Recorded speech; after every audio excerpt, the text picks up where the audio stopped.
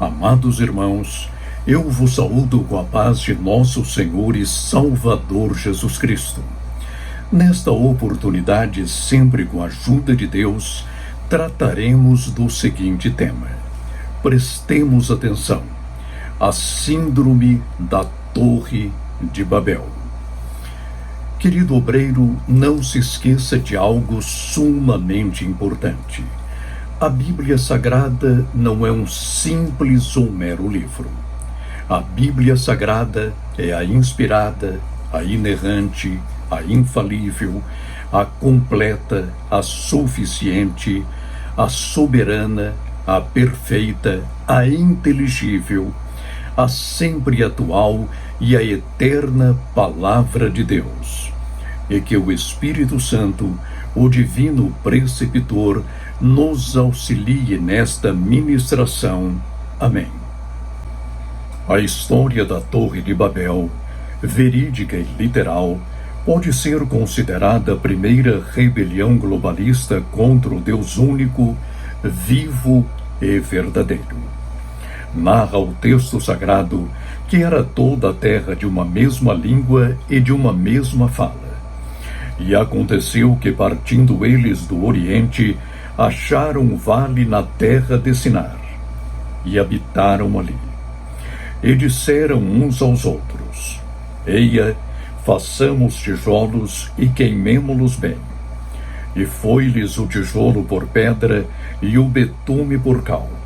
E disseram: Eia, edifiquemos nós uma cidade e uma torre cujo nome toque nos céus, e façamo-nos um nome, para que não sejamos espalhados sobre a face de toda a terra. Gênesis capítulo 11, do versículo 1 ao 4. Enfatizando a pronta intervenção divina, o cronista sacro assim conclui este relato tão pedagógico à Igreja de Cristo atualmente. Então desceu o Senhor para ver a cidade e a torre que os filhos dos homens edificavam. E o Senhor disse: Eis que o povo é um, e todos têm uma mesma língua. E isto é o que começam a fazer, e agora não haverá restrição para tudo o que eles intentarem fazer.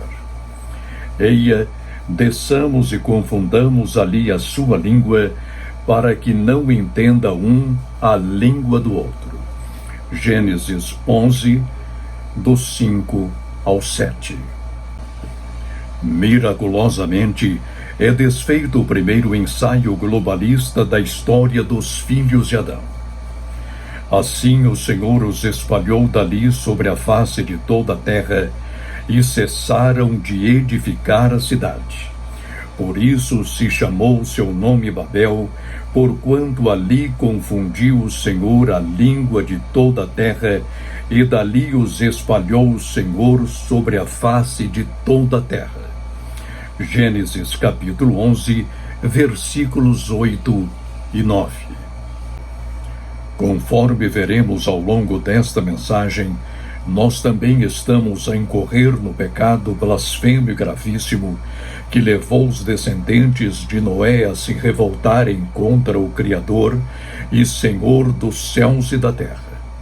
Sem o percebermos, já fomos contaminados pela terrível Síndrome de Babel, uma apostasia que, se não for abandonada de imediato, levar-nos-á ao inferno e, após o juízo final, ao lago de fogo. Tópico 1. O que é a Síndrome de Babel? Em termos clínicos, síndrome é o conjunto de sintomas de uma doença que, geralmente, não apresenta qualquer causa identificável.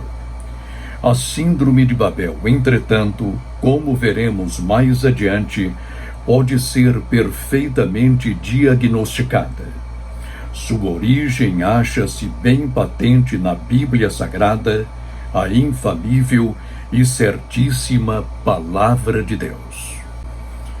A Síndrome de Babel é uma rebelião consciente, frontal e aberta contra Deus. E como toda rebelião contra o Senhor, tem como gênese o orgulho e o endeusamento pessoal. Logo, o homem que se põe a endeusar-se antes de contrair a síndrome de Babel, já se acha contaminado pela síndrome terrível e muito trágica que levou o querubim ungido a apostatar-se do Altíssimo. A partir daí, o obreiro de Cristo, já operário de Satanás, anticristo e inimigo da Igreja, levantará torres e impérios em detrimento do reino de Deus. Se nos deixarmos contaminar pela síndrome de Babel, comungaremos com as obras infrutuosas das trevas e assim seremos alijados da comunhão do Espírito Santo. Efésios capítulo 5 e versículo 11. Tópico 2. Por que a síndrome de Babel é antibíblica e blasfema? Veremos agora por que a síndrome de Babel é contrária à Bíblia Sagrada. Ao criar a terra, fê-la o Senhor ampla, sustentável e bela, a fim de comportar a multiplicação que Ele, o Criador de quanto existe, planejara aos filhos de Adão. Gênesis capítulo 1 e versículo 28. Mais tarde, após o dilúvio, repetiria Deus a mesma ordem a Noé, conforme registra Moisés. E abençoou Deus a Noé e a seus filhos, e disse-lhes: frutificai e multiplicai-vos e enchei a terra. Gênesis capítulo 9 e versículo 1. As gerações posteriores a Noé, porém, desconsiderando as instruções do muito impiedoso e fiel patriarca, começaram a agrupar-se e ensinar. Ao invés de rumarem para o Oriente, do Oriente retrocederam pecaminosamente a Sinar, e ali rebelaram-se contra Deus. Seus chefes, intimando insolentes engenheiros e orgulhosos arquitetos, puseram-se a construir uma cidade, no centro da qual haveria uma torre, cujo topo arranharia o céu. A semelhança do querubim apóstata, já se viam acima de Deus. E tu dizias no teu coração: eu subirei ao céu, e acima das estrelas de Deus exaltarei o meu trono, e no monte da congregação me assentarei, das bandas dos lados do norte. Subirei acima das mais altas nuvens, e serei semelhante ao Altíssimo. Isaías capítulo 14, versículos 13 e 14. Comissão semelhante à de Adão e Noé, recebemos nós de Jesus Cristo, o eterno Filho de Deus. Nosso Senhor não nos quer amontoados num só local, numa só instituição, numa única cidade ou num só país.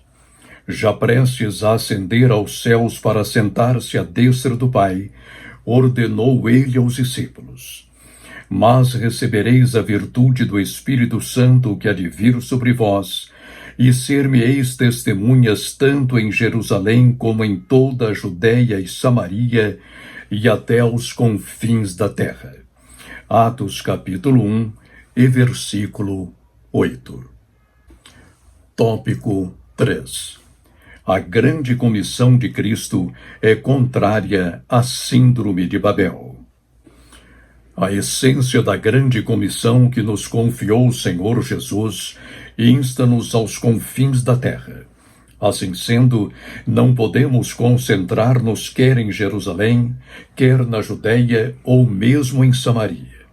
Atos capítulo 1 e versículo 8 tem de ser lido, estudado e posto em prática como se for um mapa estratégico, e realmente o é, a fim de evangelizarmos o mundo todo sem impedimento algum. Atos capítulo 28 e versículo 31. Isto posto, devemos concluir biblicamente que uma igreja local não tem de erguer-se como Torre de Babel. Se o fizer, tornar-se-á um mero e afrontoso império humano. Mas, como reino de Deus, que se multiplique de Jerusalém até Roma, e do Brasil até os pontos mais longínquos, ignotos e desafiadores do mundo. Onde houver uma alma que ainda não ouviu o Santo Evangelho, aí estaremos, porquanto esta é a grande comissão que nos entregou Jesus, nosso soberano e bendito Senhor. Tópico 4. Como agia a Igreja dos Santos Apóstolos. Inaugurada no dia de Pentecostes, a Igreja dos Apóstolos obedeceu rigorosamente ao esquema de Atos capítulo 1 e versículo 8. Em primeiro lugar, evangelizou Jerusalém de tal forma que veio a incomodar a classe sacerdotal e o próprio Sinédrio. Agora, já perseguida e expulsa da cidade do grande rei, pôs-se a levar a mensagem do reino a toda a Judéia e a desprezada Samaria, meio judaica e meio pagã. E a partir de Antioquia, foi da Ásia Menor a maior das cidades. Roma, imperialmente idólatra, dissoluta e sanguinária. A Igreja dos Apóstolos não se concentrou em Jerusalém. Ali não torreou-se, ou seja, levantou torres. Mas no poder do Espírito Santo, expandiu-se por todo o mundo até então conhecido em pouco mais de 30 anos. Portanto, não transformemos uma igreja local num império humano. Se o fizermos, tirar-lhe-emos todas as características de reino de Deus. E já despida da glória divina, não demorará a desaparecer, como hoje tristemente vemos nos Estados Unidos, na Europa e também no Brasil. Fujamos, pois, a síndrome de Babel, porquanto ela conduzir-nos-á à ruína. Enfim, não conjuguemos o verbo torrear. Na verdade, eles torreiam, isto é, levantam torres. Todavia, eu, você e nós, servos de Cristo, não temos de torrear a maldita Babel. Tópico 5. As consequências da síndrome de Babel. Embora não tenhamos muitos resquícios arqueológicos da Torre de Babel, sabemos tratar-se de uma história verídica e muito literal. No relato bíblico, não há mitologia alguma. As pedras daquela formidável construção, espalhadas por todo o Oriente Médio, estão a advertir-nos a que não cometamos os erros das gerações imediatas ao dilúvio. Como evitar, porém, as consequências da síndrome de Babel? Antes de tudo, voltemo-nos ao modelo bíblico. Coloquemos em prática imediatamente a estratégia de Atos capítulo 1 e versículo 8. Por conseguinte, não transformemos a igreja local quer numa torre de Babel, quer numa torre de marfim, ou quer numa torre imperial. Mas, transformando-a num quartel-general, usemos a estratégia apostólica para alcançarmos os confins da terra. Se o fizermos, como temos de fazê-lo sem mais tardança, não enfrentaremos impedimento algum. Se estamos cientes quanto à urgência destes últimos dias, não nos lancemos a construir torres que mais adiante não poderemos concluir ou pagar, conforme adverte-nos Jesus Cristo, nosso sábio e onisciente Senhor. Pois qual de vós, querendo edificar uma torre, não se assenta primeiro a fazer as contas dos gastos, para ver se tem com que a acabar? Para que não aconteça que, depois de haver posto os alicerces, e não a podendo acabar, todos os que a virem comecem a escarnecer dele, dizendo: este homem começou a edificar e não pôde acabar. Lucas capítulo 14, do versículo 28 ao 30. Tendo este conselho de nosso Senhor a ressoar-nos aos ouvidos, lancemo-nos a uma construção somente quando o empreendimento fizer-se necessário, urgente e justificado. Caso contrário, acomodemo-nos ao que o Senhor já nos deu. Romanos capítulo 12, versículos 16 e 17. Se assim procedermos, teremos condições de empregar mais recursos na obra missionária. Às vezes, teimamos em erguer uma imponente catedral, mas não prestamos atenção às salas da escola bíblica dominical, ao estacionamento e aos banheiros de nossas igrejas e congregações que necessitam de reformas imediatas para estarem minimamente aceitáveis.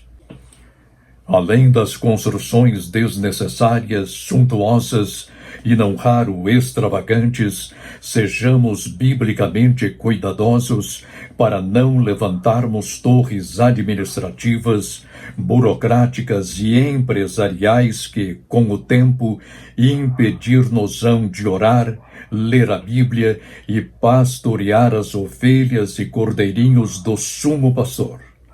Tenhamos na alma a recomendação do apóstolo Pedro.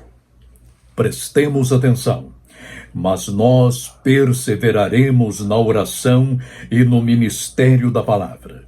Atos capítulo 6 e versículo 4. Quanto mais alta a torre de nossa burocracia, maior será a confusão entre os membros do santo ministério. Embora os técnicos sejam necessários, busquemos os dons administrativos que o Espírito Santo nos coloca gratuitamente à disposição, conforme escreve o irmão Paulo. De modo que, tendo diferentes dons, segundo a graça que nos é dada, se é profecia, seja ela segundo a medida da fé. Se é ministério, seja em ministrar. Se é ensinar, haja dedicação ao ensino. Ou o que exorta, use esse dom em exortar. O que reparte, faça-o com liberalidade. O que preside, com cuidado. O que exercita misericórdia, com alegria. Romanos capítulo 12, do versículo 6 ao 8. Conclusão. Ante as torres que sem a direção divina intentamos erguer, há duas opções a seguir. Ou abandonamo-las agora, ou desobedientemente esperamos que o Senhor desça a fim de ver as besteiras, loucuras e bizarrices que estamos fazendo. A segunda opção ser-nos-á terrível. Nossa língua, emaranhada e confundida, dispersar-nos-á por caminhos perigosos. Portanto, só empreenda o que for imperativo, a fim de proporcionar o conforto necessário ao povo de Deus, nada mais. Que jamais sejamos constrangidos a vender nossos templos, consagrados a Deus, para saldar as dívidas que soberbamente contraímos. Que cada templo que erguermos conte com o respaldo divino. E que cada ato administrativo nosso seja dirigido pelo Espírito Santo. Assim, evitaremos tropeços e escândalos. Amado obreiro, a função de uma igreja local não é crescer como torre, mas expandir-se como o reino de Deus. Assim, não haverá Babel nem confusão de línguas, mas apenas o maravilhoso dom de línguas, interpretação e profecias, conforme nos prometeu Jesus Cristo, nosso bendito Senhor. Oremos. Nosso Deus e nosso Pai, Criador dos céus e da terra, agradecemos-te, ó Senhor, pela salvação das nossas almas, pela convicção de vida eterna e por estarmos aqui. Agradecemos-te, ó Senhor, pela grande comissão que nos confiaste. Portanto, Pai, ajuda-nos a chegar com o Santo Evangelho até os confins da terra sem impedimento algum. Pai eterno, que não sejamos soberbos ou orgulhosos a levantar torres de Babel, mas que sabiamente saibamos usar nossos recursos a evangelizar o Brasil e o mundo e a levar a mensagem da cruz até os confins da terra. Dá-nos esta sabedoria como santos apóstolos em Jerusalém. Aliás, Pai, nós também somos a Igreja Apostólica. Em nome de nosso Senhor e Salvador Jesus Cristo, verdadeiro homem e verdadeiro Deus. Amém. Amados irmãos, que a paz de nosso Senhor e Salvador Jesus Cristo seja com o vosso espírito. Amém.